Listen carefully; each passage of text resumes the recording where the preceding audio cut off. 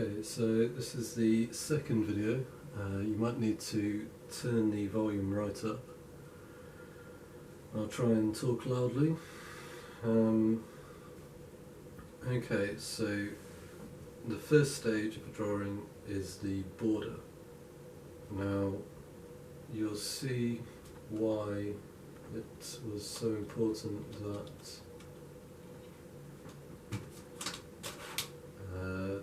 these positions can be refound very easily, and the reason is that while you do the detail, there's a fundamental split in the drawing between rendering and detail, and rendering comes second and detail comes first. And whilst you're doing the detail, effectively what you're doing, or what I do, is to create an approximate enlargement of the image on the screen. And so you might remember enlarging basic shapes in mathematics when you were young at school. And yeah, essentially what you're aiming to do with the border is take the shape, which is the frame of the photo, the edge of the photo, the borders of the photo, forms a square or a rectangle or whatever, and you're attempting to recreate that shape on a scale basis on this paper.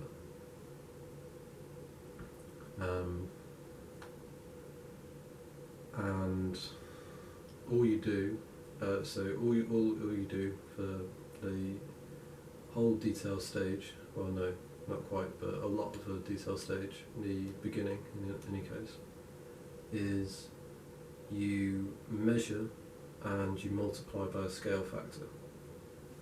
So, and because the positions stay constant throughout the drawing, then this scale factor remains valid. Okay, so I'm going to try and explain that quickly in Dutch. Dus de tekening in het algemeen kan je verdelen aan twee secties, twee onderwerpen. De een is rendering, en de ander is het detail. En eerst doe je alle detail. En de methode die je gebruikt om het meeste van de detail te doen, is gewoon te meten, te measure. Ik denk dat meten is measure. Ik ga de woorden niet opzoeken. Dus wat je probeert te doen, die deel van de video precies, gaat om het randen.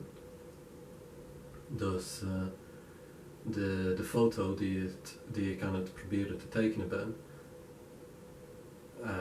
heeft randen. En deze randen vormen een shape.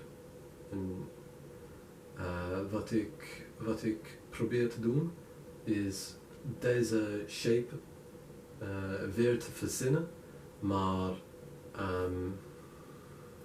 3, 4, 5 keer zo groot. En alles wat je gaat meten, je gaat vergroten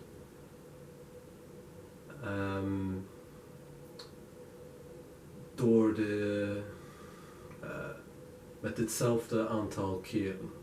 Dus in Engels scale factor. Dus ik heb de randen al gedaan. Oké, dus in Engels eerst. So I've done the edges already,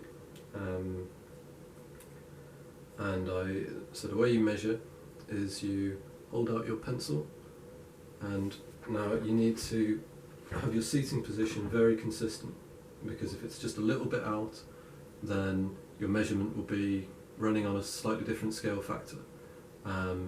Now, this method is not precise down to the millimetre, and it's not intended to be. So don't worry about absolute precision, but to the greatest degree possible within reason. You want, otherwise, one measurement is not going to match with another. So what you do is you position yourself right with your back against the chair. Make sure your chair's in the position it should be, with the against the table. Your paper and your laptop are all in a position, so all the distances are right. And your back against the chair. Hold your arm directly out in front of you, so it's straight out. So you can just start to feel it stretching. And measure the distance with your pencil.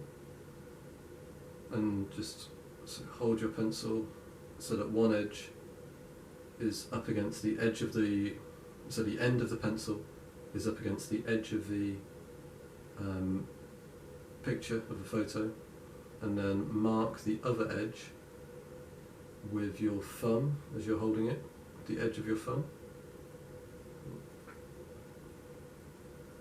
So that was the measurement from there, and then the scale factor that I used was 5. So 1, 2, so I don't know if you can see this corner of the painting, so the width of the photo in front of me is this. Now I can fit, you have to see how many of these you can fit onto the page. So 1, 2, 3, 4, 5, and then you can't fit a 6th. So the width, the maximum width is 5, and I've already done the length, and the maximum length is also 5. So what you're going to do is you're going to create the rectangle that you create on the paper is going to be 5 times as big as the one on the image in front of you. So and then from this point on, all measurements that you take, you're going to multiply by 5 as well. Everything is going to be 5 times, perfect 5 time enlargements as a photo. Now, because you don't want your photo, there's going to be a difference between the size of the photo and the size of the paper, size of the enlarged image and the size of the paper. So, because it falls short to about here, I divide that difference on the two sides so that my image sits in the middle of my paper. And then I have a border of 1 centimetre at the bottom, and then leave this clear. Okay, so I'm going to quickly explain that in Dutch whilst filling in the lines, and I'm going to do it with an HB pencil so that you can see it on the video. Normally I would use a 5H, the lightest, but so that you can see it on the video, I'm going to do it in HB. Okay, dus je moet een rectangle verzinnen die 5 keer zo groot is als degene die voor je staat op je schermpje. En dus de manier waarop je dat doet is door hem te meten. Dus je moet ervoor zorgen dat alle dingen in de goede posities zijn. Dus dat je stoel tegen op de poot staat. Dat je papier naast de rand van de tafel ligt en de laptop naast de rand van de papier. En ook dat jij zelf met je rug langs de rug van de stoel zit. En dus alle dingen zijn in de goede posities. omdat alles gelijk moet zijn door de hele proces, alle metingen. En dan je houdt je potlood voor je. En je stelt hem zodat één eind naast de rand van de foto ligt. En met je doen merk je de andere rand. En zo heb je hem gemeten. Dus die is de mate van de foto voor me, hier. En ik ga dat, en je moet zien hoeveel keren die afstand binnen je, bij je papier kan passen. Dus 1, 2, 3, 4, 5 en een beetje. Dus dat is 5. En dan je moet de afstand die je gaat niet gebruiken van je papier. Wat ik doe is ik verdeel die afstand tussen de beide kanten, zodat mijn beeld in de middens in de papier zit. En dan heb ik ook een rand van 1 centimeter op de beneden, bij de beneden van de rectangle. En dan die plaats, ja, later zal ik hem wegscharen. Zal ik de schaar gebruiken om hem te verwijderen. Dus ja, 5 keer en 5 keer. Dus de rectangle die we gaan verzinnen hier op het papier, die we hier op het papier gaan verzinnen, gaat 5 keer zo groot zijn als degene die op het schermpje staat. Dus ik heb de punten al gedaan, zodat het een beetje sneller gaat. En nu wat ik ga doen is ik ga de randen invullen en ik ga de HB-pensel gebruiken. Normaal gesproken zou ik de 5H gebruiken, omdat hij de lichtste is, maar zodat je hem op de video kan zien, ga ik de HB gebruiken omdat het donker is. Oké, dus je gebruikt de platte kant.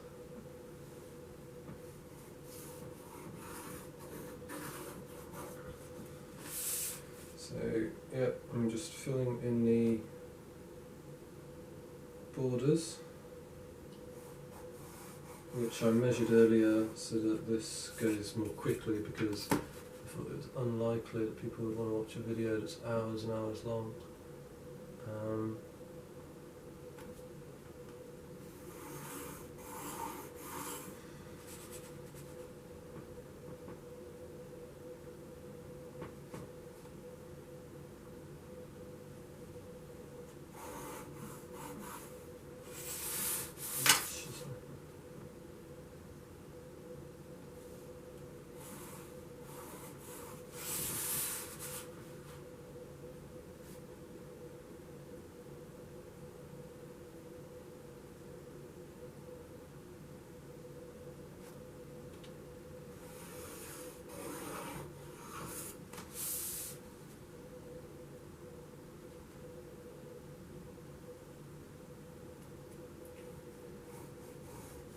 So when you measure, you've got to be quite careful.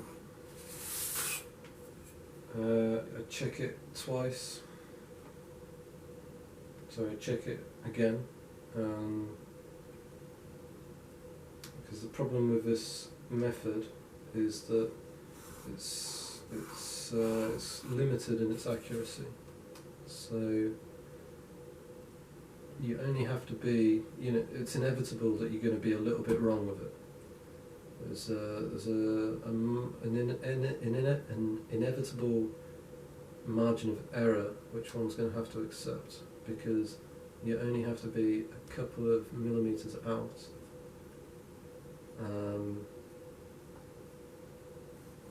And then that gets multiplied by 5 and you're a centimeter out, so yeah. approximately what we have now on the paper is a rectangle that is 5 times as big as the rectangle that exists on the screen in front of me from this perspective, from where I'm sitting precisely in this moment.